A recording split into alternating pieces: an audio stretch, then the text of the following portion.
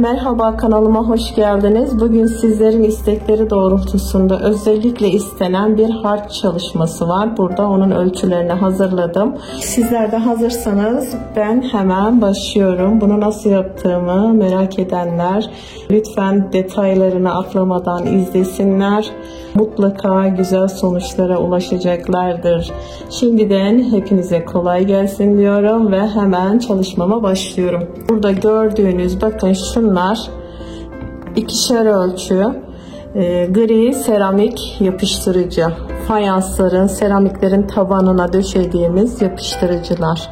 Özellikle bunun içerisinde kumu her şeye eşit oranda karıştırılmış birçok markası olan, benimkisi Kalekim 1051. Burada da fayansların, seramiklerin aralarındaki o boşlukları doldurmak için, yanlarındaki çizgi şeklinde olan boşlukları doldurmak için kullanılan yapıştırıcı. Biz buna derz dolgusu diyoruz. Yani Türkiye içerisinde kullanılan adı bu. Fayansların kenarlarına kullanılan yapıştırıcı. Bunun da birçok markaları var. Özellikle su geçirmez özelliği olan havuzlarda, kaplıcalarda kullanılan çok daha yapıştırıcı özelliği olan markalar da var. Tabii fiyatları ona göre yükselebiliyor. Benim kullandığım Kalekim'in Fuga 2000 marka. Bunun ikisi bir araya geldiği zaman çabuk donma özelliği var ve şekilleri çok güzel veriyor. Ama kalıp oluşturma aşamasında istenilen sağlamlığı veriyor mu? Bunu deneyeceğim. Ben de burada deneyeceğim. Benim denediklerimde şöyleydi ölçü. Diyelim ki bir şekil vereceksiniz. İlk kalıp halini oluşturacaksınız. Şu ölçü şeklinde kullanırsanız daha sağlam olacağını garanti verebiliyorum. Eşit ölçüde olduğunda da eğer sağlamlık oluyorsa bunu eşit ölçüde ilk kez deneyeceğim. Şu şekilde daha önceden kullandım. Sağlamlık konusunda da sizinle sonucu net bir şekilde buradan açıklayacağım. Bakalım sağlamlığında da sorun yoksa devam edebiliriz. Kalıp oluşturma aşaması. Kalıp oluşturma neydi? Hatırlamak isterseniz. Şimdi ben bunun kalıbını oluşturdum. Görüyorsunuz bu bir balon. Bu şekilde basık balon nasıl oluşturulur?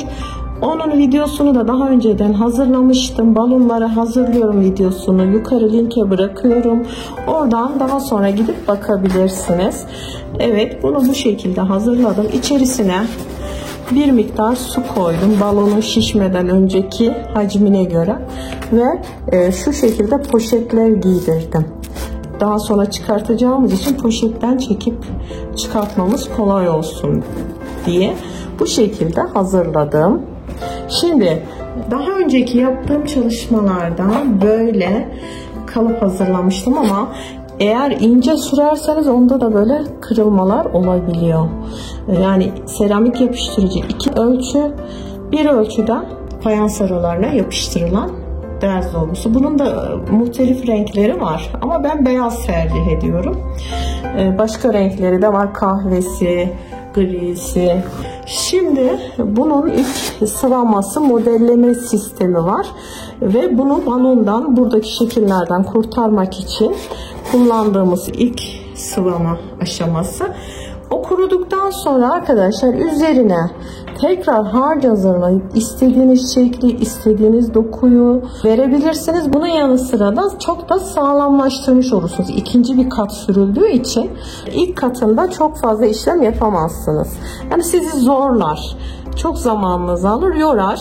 İlk aşama kalıp aşamasıdır. Bazı yerler ince sürülebiliyor. Oralarda çatlaklar oluyor. Onları ilk çalışmada dokularınızı yaparsınız. Sonra oralarda kırılmalar görürsünüz. Üzülürsünüz.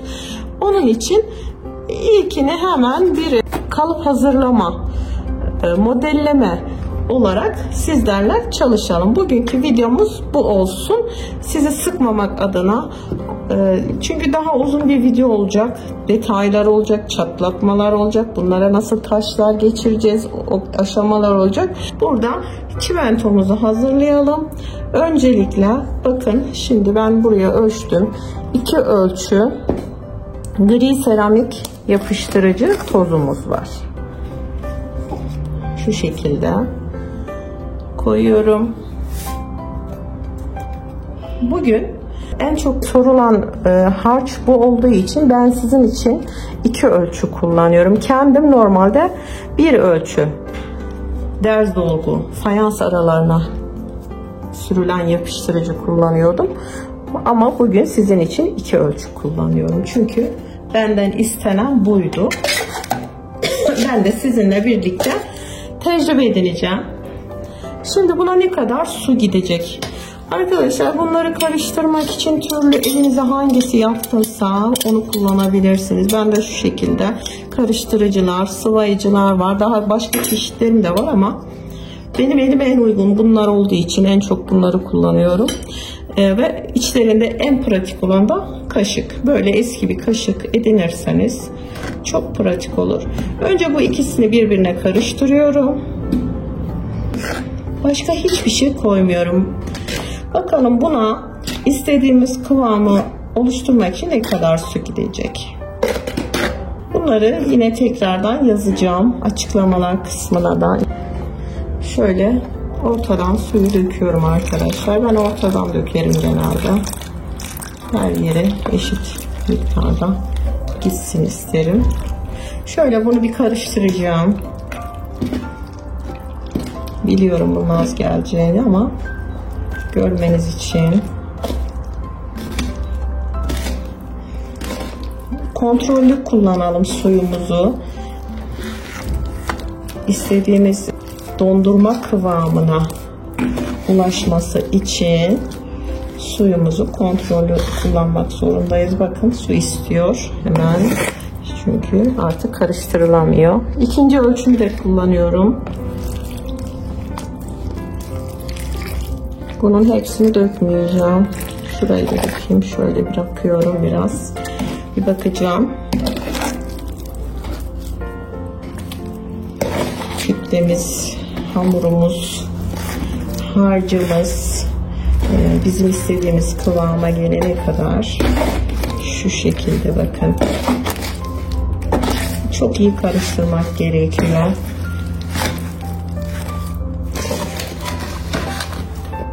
Buraya da istiyor.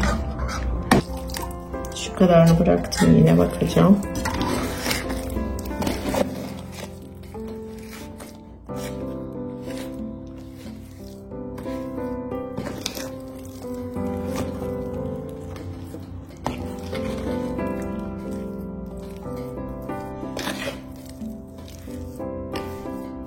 Kalıp hazırlarken silikon bazlı derz dolgusu kullanmaya da bilirsiniz arkadaşlar. Bu şart değil. Yani bunun ayrı bir özellik verdiği için değil bu. Biraz daha un kıvamında olduğu için daha ince bir doku oluşturuyor. Bir de daha hızlı donmasını sağlıyor çalışmamızı. Çünkü ben daha önceki çalışmalarımda sadece kalekim kullandım. Bakalım, görelim ne kadar sağlam olacağıyla ilgili. Sanırım bunu da istiyor arkadaşlar. Şu keziklerde unsu bir görüntü var. Onu almamız için şöyle bakın. Tam ölçüsünü görün arkadaşlar. Yani bardak ölçüleriniz olsun, kase ölçüleriniz ne olursa olsun 2'şer ölçü. Aklınızda da kalır. 2 ölçü kalekim, 2 ölçü derz dolgu ve 2 ölçüde aynı bardakla bakınız su. Ve görüyorsunuz tam dondurma kıvamına geldi. Şu suyu da aldık mıydı içine. Biraz da dinlendiği zaman birkaç dakika dinlenince çok daha güzel bir kıvam oluyor.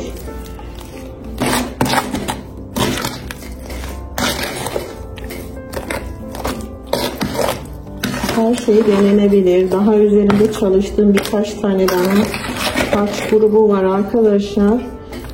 Onu da yakında deneyeceğim inşallah. Sizinle de paylaşmak istiyorum. Evet, gördüğünüz üzere harcımızı bir 5 dakika içerisinde hazır hale getirdik. Tahminim. Çünkü süre tutmadım. Sizinle konuşurken harcımızın süresi de tamamen kesintisiz olarak verildi. Bakın bu şekilde şöyle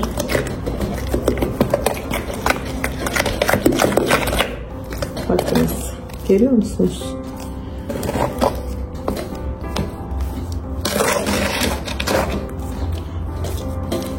Şimdi arkadaşlar çalışmamız için ortamımızı oluşturup hemen kalıbımızı hazırlamaya geçiyorum. Bunları kaldırıyorum. Arkadaşlar şöyle 2 tane çöp poşetimiz görüyorsunuz. Dikdörtgen olduğu için bunlar bu şekilde seriyorum. Diğerini de bu şekilde sereceğim. Elinden faydalanmak istiyorum çünkü. Üsttekini kaldırıyorum. Harcımızı koyacağım. Bakınız.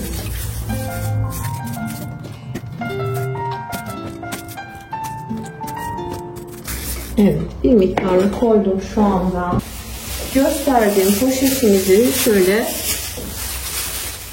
artı şeklinde üzerine serdikten sonra bakın çok kolay bir şekilde hamur açar gibi bütün yüzeyini eşit olmasına dikkat edelim. Şimdi balonumuza kolayca sarsın. Hatta oklavayla bile açabiliriz. Onu da gösterelim. Evet, şöyle bir bozuk bir balon aparatıyla da şöyle düzelterek. Bakın bunu atmamıştım. Oklava görevi yapıyor.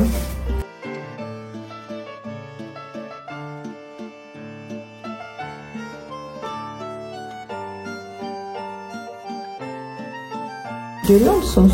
Hiçbir yer bulaşmadı. Şuradaki ezik olan yerler var biraz. Oraları elimizle, hava kabarcığı olmuş sanırım, düzeltiyorum. Buna tül parçası kestim arkadaşlar şöyle. Çünkü garanti almak istiyorum. Çünkü o kadar emek harcıyoruz.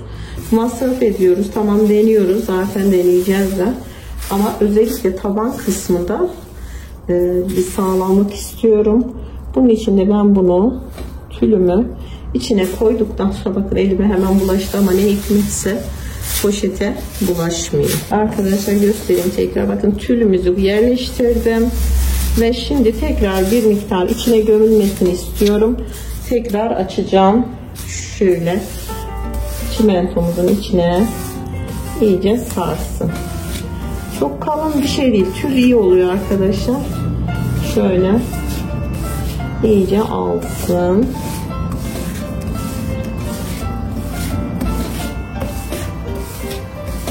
Bakalım ne durumda tülümüz.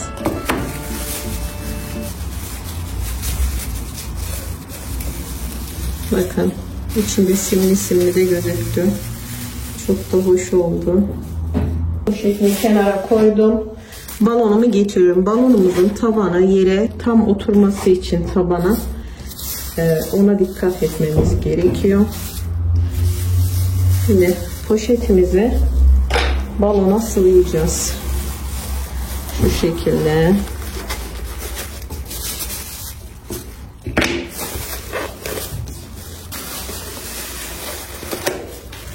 Balon onu tutacak. Şu fazla olan yerleri elimle düzelteceğim arkadaşlar. Şu şekilde.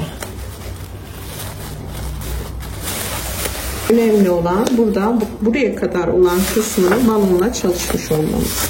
Poşetle pardon. Açarak çalıştık. Şu fazlalıkları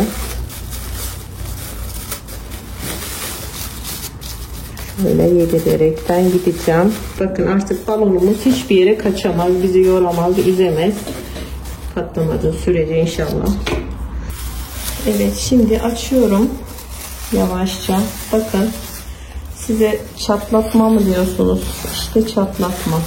Ama bu çatlatmayı ilk aşamada görün. Yani yapılıyor, çok basit. Sorun olmaz. Fakat bu benim için yeterli değil. Dediğim gibi modelleme, yani kalıp oluşturma.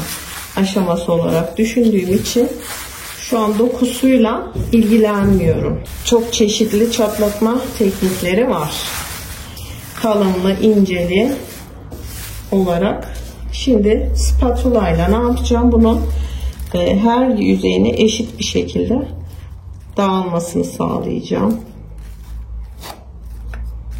Şöyle görün. Sürümüne bakın.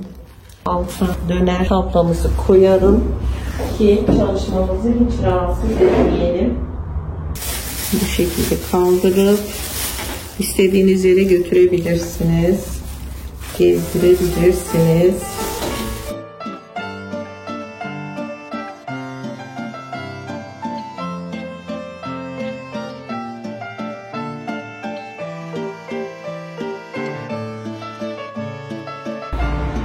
Herhangi bir objenin üzerinde bu harçla kapatabilirsiniz. Bu bir cam fanus olabilir, cam bir vazo olabilir. Yani balon olmak zorunda değil. Ama bu şekilde yapmak istedim. Çünkü merak ettiğiniz objeler belki buna benziyor olabilir. Yani bir balondan da bir vazo nasıl yapılır onu da göstermek istedim. Bunun için bir rulo kağıt ve bir tane pet bardak gösterdiğim şekilde bir vazomuzun boyun kısmını gayet güzel yapılabilir o şekilde.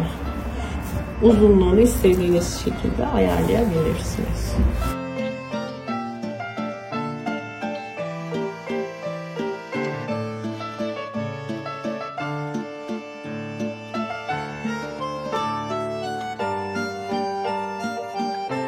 Şu kısmını elimle biraz kapatıp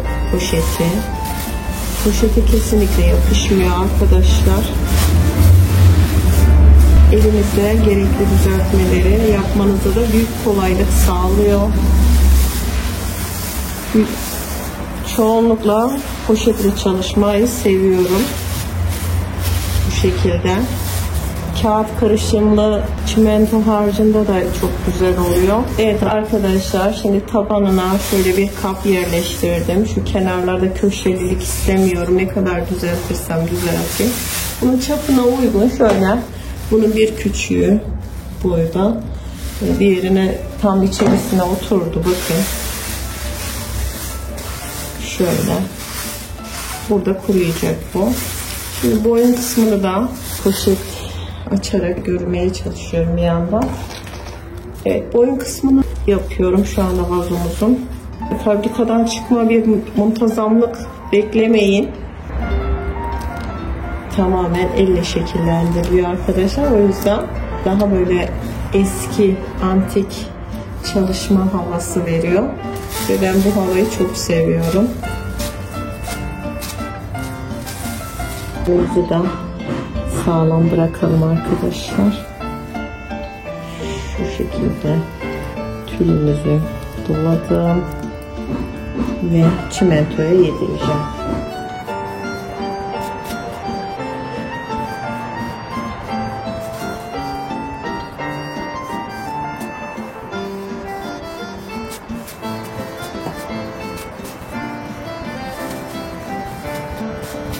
Bu bir gün poşetle kuruyacak. Zaten kuruyor da, kurumaz zannetmeyin. Tabii ki geç kuruyor ama bu şekilde daha sağlam kuruyor. Hemen kurumadığı için.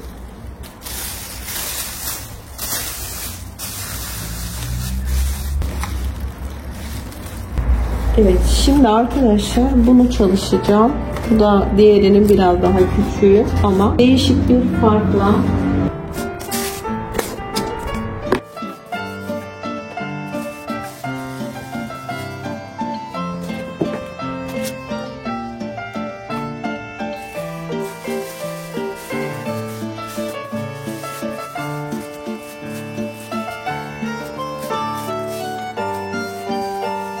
Buna tül koymuyorum arkadaşlar. Diğerinden farklı olarak bakalım bu nasıl olacak. Yenilikler gelmesi için bazı denemeler, yanılmalar olması gerekiyor. Umarım başarılı bir sonucu olur her ikisi de. Bakalım. Bir elime kaşık aldım. Bir elime spatula. Şu şekilde bakın, çok kolay oluyor böyle sürmesi. Teknikler geliştiriyorum kolaylaştırmak için.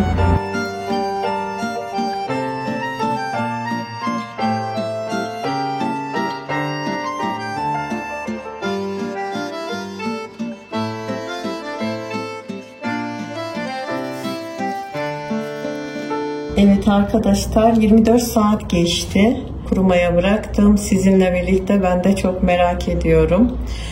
İlk yaptığım çalışmayı önce açmak istiyorum. Bakın, tekrar göstermek istiyorum. Şöyle. Şu şeklin, şu yuvarlaklığını. Çünkü ağırlık bindikçe şu kısımlar köşeli olmaya başlıyor. Ve ben bu şekilde bir plastik kabın içine oturtmuştum. Önce ondan çıkartmak istiyorum.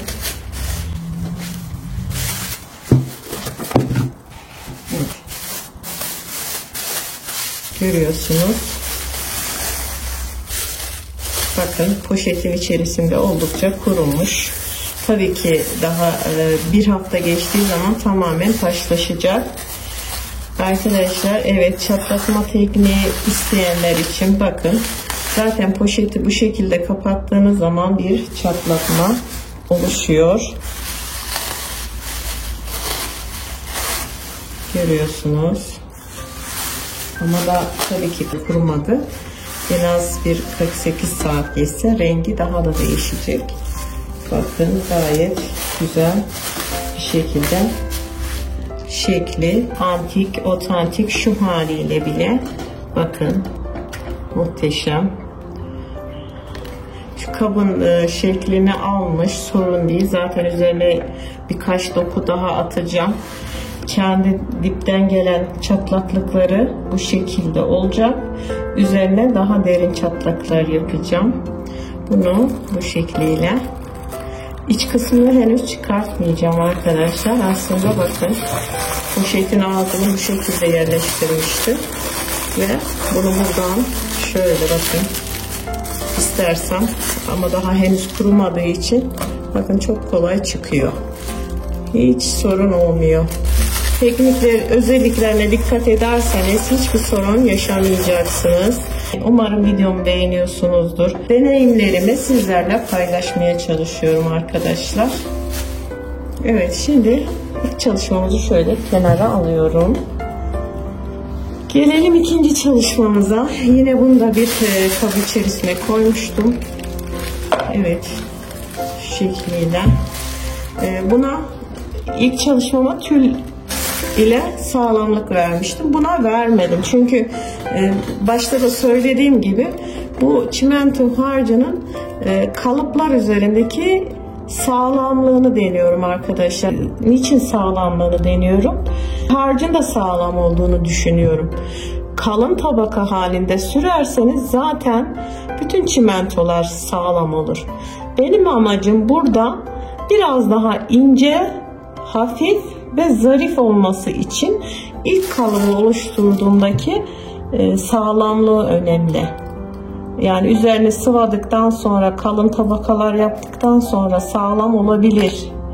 Veya bir camın üzerine ince bir şeffaf şeklinde çekebilirsiniz. Orada sorun yok. Ama kalıbı yaparken şuralarda kırılmalar, dağılmalar görürseniz, mesela şimdi gösterelim bunda da. Balonumuz diyelim ki şu kısımları ince oldu. Buradan kırılmalar gözükebilir. İşte bunu önlemek ve aynı zamanda da zarafetini de korumak istiyorum. Bakın, şundaki çatlamalar muhteşem oldu. Poşetteki görüyorsunuz. Hiç bozmak istemeyeceğim dokular oluştu. Yani sağlamlığından emin olsam hiç dokunmayacağım. Ama bunun sağlamlığından emin olmam için de biraz daha zamana ihtiyaç var. Bakın şimdi mesela şuradaki şeylere hafif bastırdığınız anda kırılır zaten. Bakın böyle. Evet, görüyorsunuz. Şuralar kırılacak. Görüyorsunuz. Bunları zaman içerisinde dağılabilir. Mesela şuraya bir tortu düşmüş. Bunu almamız gerekiyor. Evet. Ama şu hali muhteşem oldu. Tam özellikle ikisine de, görüntüsüne de bayıldım, şekline. Sizler ne düşünüyorsunuz? Yorumlara yazın lütfen. Evet. Kalıbımızı şu anda oluşturduk. Buna şu anda istediğiniz dokuyu rahatlıkla çalışabilirsiniz. Ama ilk halinde, balon halindeyken sıvadığınızda çalışmanızı söylediğim gibi oldukça zor olacaktı. Evet arkadaşlar, görüyorsunuz vazolarımızın kalıpları oluştu. Bu halleriyle istediğiniz dokuyu çalışabilirsiniz, boyayabilirsiniz, renk verebilirsiniz veya bu haliyle de kalabilir. Bakın şuradaki çatlakları, dokuları, güzelliği görüyor musunuz? Böyle bir vazoyu genelde camdan bulabilirsiniz. Ama biz ne yaptık? Aynı görseli balonla verebildik. Diğeri de ayrı bir havada. Bu biraz daha farklı bir tarz oldu. Sizlerin düşünceleri neler? Yorumlara yazarsanız çok merak ediyorum. Umarım beğenirsiniz. Bugünkü videomuz bir kalıp hazırlama videosuydu. Tüm tekniklerini deneyimlerle test ederek detaylarını sizlere göstermeye çalıştım ve iyi bir çimento harcımızın nasıl yapılacağıyla ilgili bilgiler verdim. Lütfen takipte kalın. Bundan sonraki videomuzda bunların son hallerini göreceksiniz. Neler bekliyor bizi? Umarım beğenirsiniz. Kanalıma hala abone değilseniz bu tarz videoların gelmesi için abone olursanız çok mutlu olurum. Yeni videolarda görüşmek üzere. Sağlık, mutluluk ve huzur sizlerle olsun. Sanatla kalın, güzelliklerde kalın. Hoşça kalın.